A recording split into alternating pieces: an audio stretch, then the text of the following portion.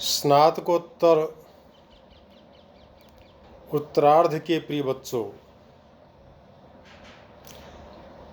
आज हम आपके लिए उत्तर कृदंत प्रकरण को लेकर उपस्थित हुए हैं। यद्यपि उणादि प्रकरण भी उत्तर कृदंत विषय के ही है, फिर भी वैशिष्ट्य के कारण उणादियों का पृथक परिगणन करने से उन सूत्रों को वरदराज ने उणादि प्रकरण में ही गिना। अब सर्वप्रथम उत्तर कृदंत का तुमुन प्रत्यय का विधान करने वाला विख्यात सूत्र तुमुन और णुल दो प्रत्ययों का विधान किया जा रहा है। सूत्र है तुमुर्णवलौ क्रियायाम क्रियार्थायाम, तुमुर्णवलौ क्रियायाम क्रियार्थायाम, यह विधि सूत्र है। इसकी वृत्ति कहती है क्रियार्थायाम क्रियायाम उपपदे भविष्यति अर्थे धातुरेतौ स्तः मान्तत्वादव्ययत्वं कृष्णं द्रष्टुम याति कृष्णं दर्शको याति। अर्थात क्रियार्था क्रिया के उपपद यानी समीप उच्चरित होने पर भविष्यत काल में धातु से परे तुमुन और णुल प्रत्यय हों, और ये प्रत्यय जब धातुओं से परे होंगे तो इनमें से जो तुमुन प्रत्यय है उसके अनुबंधों का लोप हो जाएगा। अर्थात तुमुन के अंत में जो नकार है उसकी हलंत्यम से संज्ञा और तस्य लोपे से उसका लोप हो जाता है, और मुंह में जो ऊ है उसकी उपदेशे अजन्नासिक इस सूत्र के द्वारा इत संज्ञा और तस्य लोपे से लोप हो जाता है। केवल तुम शेष रहता है, अर्थात मकारांत ये प्रत्यय बन जाता है। मकारांत होने के कारण से यहाँ पर कृन मेजनता है सूत्र से उस मकारांत अर्थात तुमुनंत जो शब्द बना है उसकी अव्यय संज्ञा हो जाती है, इसलिए कहा है मान्तत्वादव्ययत्वम। अब इसके दो उदाहरण दिए हैं, एक तुमुन का और दूसरा णुल प्रत्यय का। तुमुन का कृष्णम द्रष्टुम याति, इस उदाहरण में द्रष्टुम जो शब्द वह तुमुनंत है अर्थात तुमुन प्रत्ययांत है। यह शब्द कैसे बना इसको समझ लेंगे तो मैंने आपको पहले बता दिया कि जो तुमुन है उसमें तुम शेष रहता है, और अब जब हम द्रष्टुम शब्द की प्रक्रिया को देखेंगे यानी कृष्णम द्रष्टुम याति, ये जो वाक्य है कृष्ण को देखने के लिए जाता है,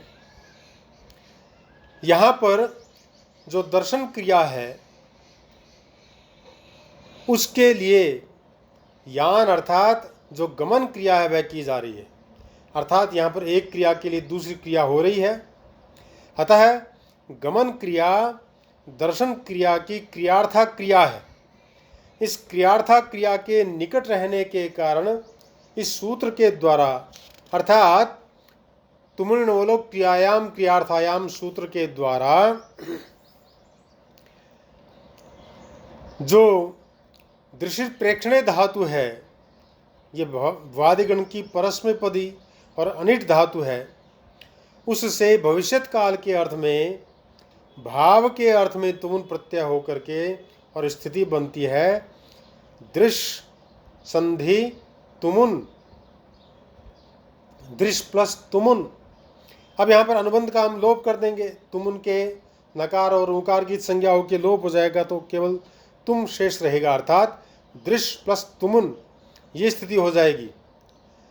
दृश्य धातु जो है वह अनुदात्त है, अनुदात्त होने के कारण से यहाँ पर आर्ध धातु का शेड वलादे सूत्र से जो इट का आगम हो रहा था पहले उसका एकाच उपदेश अनुदाता सूत्र के द्वारा निषेध हो जाता है। अब झलादि अकित तुमुन प्रत्यय के परे रहते सृजित दृशोर झल्यम अकिति सूत्र के द्वारा दृश्य धातु को अम का आगम हो जाता है, और यह अम का आगम मिदचोन्त्यात् परः परिभाषा के अनुसार धातु के अंत्य अत से परे होता है, अर्थात धातु का जो अंतिम स्वर है उससे परे होता है। और अम जो है उसके मकार का लोप हो जाता है। यानी स्थिति क्या थी? दृश प्लस तुम, अब हो गया द्रि अम श तुम। क्योंकि दृश धातु है उसके अंत में उसमें अंतिम जो स्वर है वह री है, उससे परे हमने कर दिया, तो द्रि अम श तुम, ये स्थिति बन गई। अनुबंधों का लोप कर दिया तो द्रि अम के मकार की हलंत्यम से संज्ञा और तस्य लोप से लोप हो जाता है, तो अशेष रहता है, तो द्रि अ श तुम, ये स्थिति बन गई। तो ऐसी स्थिति होने पर अर्थात द्रि अ श तुम, अब यहाँ पर इको यणच सूत्र प्रवृत्त हो जाता है और उससे ऋकार को रेफ आदेश हो जाता है, यानी दृश्य की जगह द्र हो जाएगा। द्रि में जो री है उसके स्थान पर रेफ हो जाएगा, र हो जाएगा, यानी द्र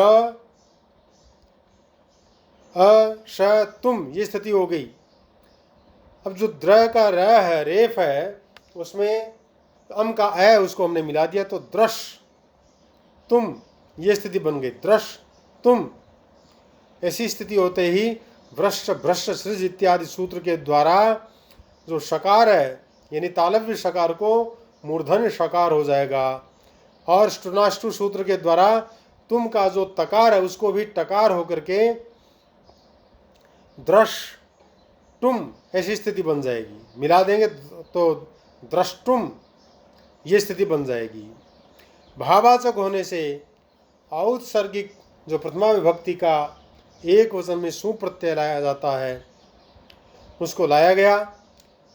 कृन बेजंता सूत्र से फिर उसकी अव्यय संज्ञा हो गई, क्योंकि मकारांत है, तो अव्यय संज्ञा होने पर अव्यादाप सुपह सूत्र के द्वारा उससे परे जो सु है उसका लुक हो जाता है, अर्थात लोप हो जाता है, तो द्रष्टुम, यह स्थिति बन जाती है।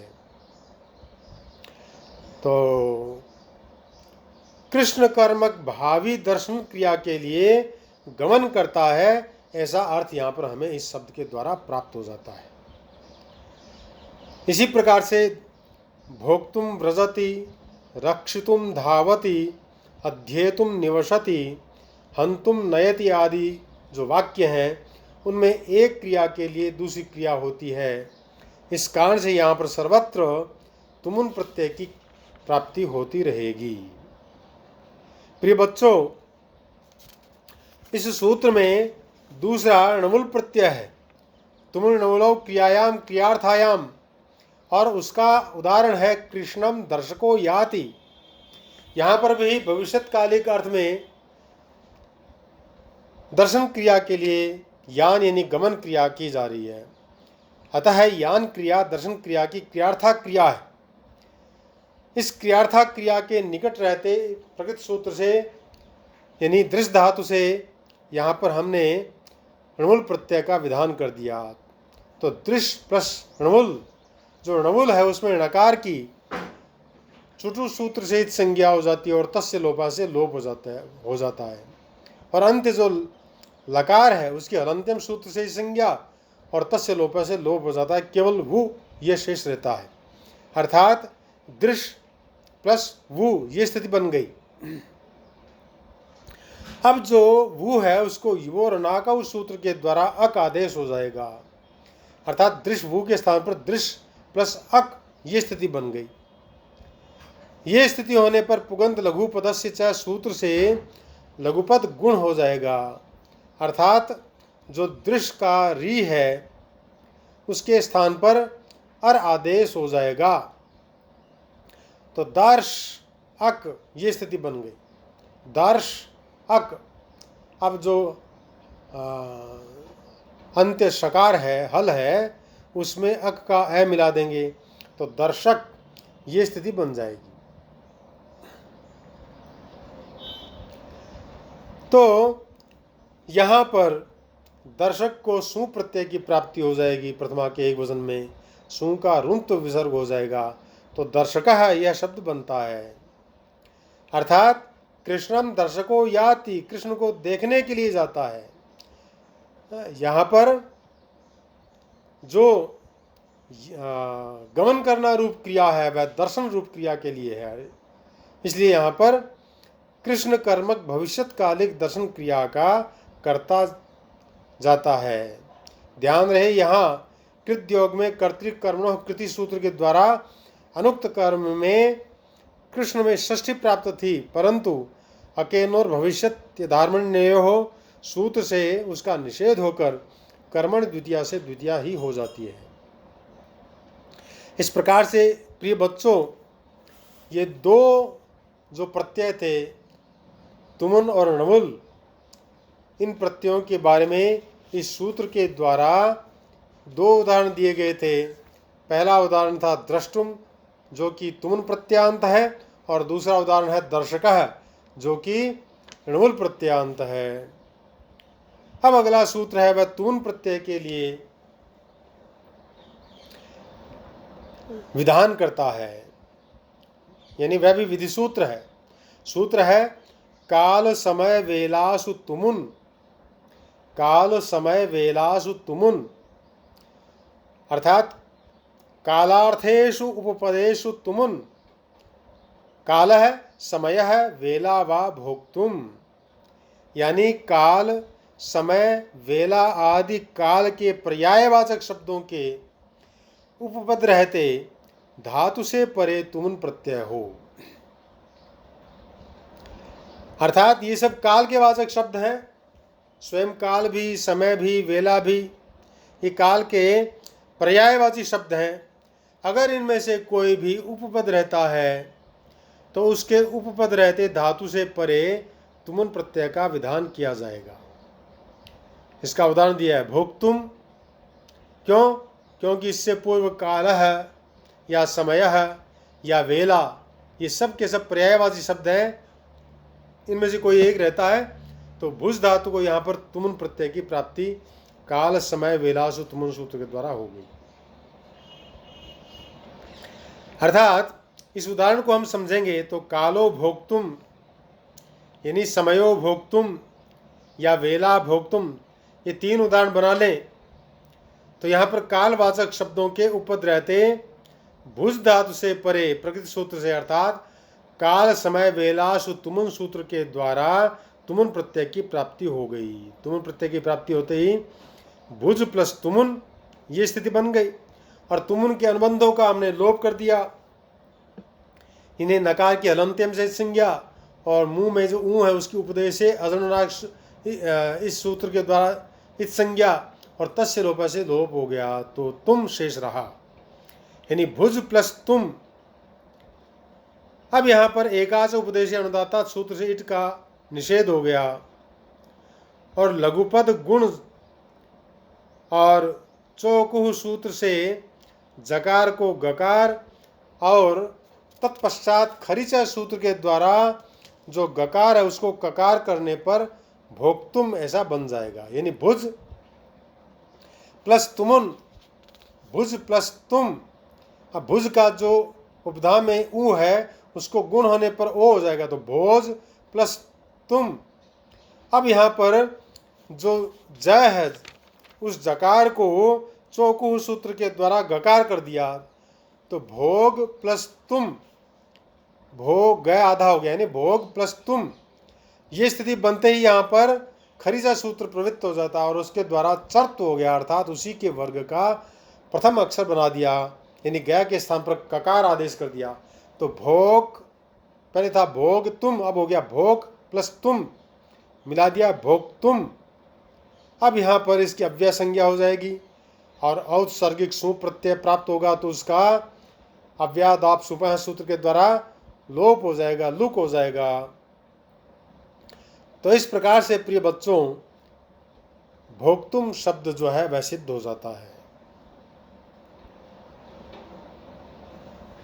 आज हम तुमुन प्रत्यय के विषय में ये जो दो सूत्र थे, इन सूत्रों को बता करके इस वीडियो को यहीं पर संपन्न करते हैं।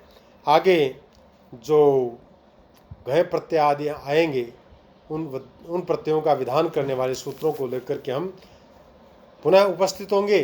तब तक के लिए जयतु भारतम, जयतु संस्कृतम।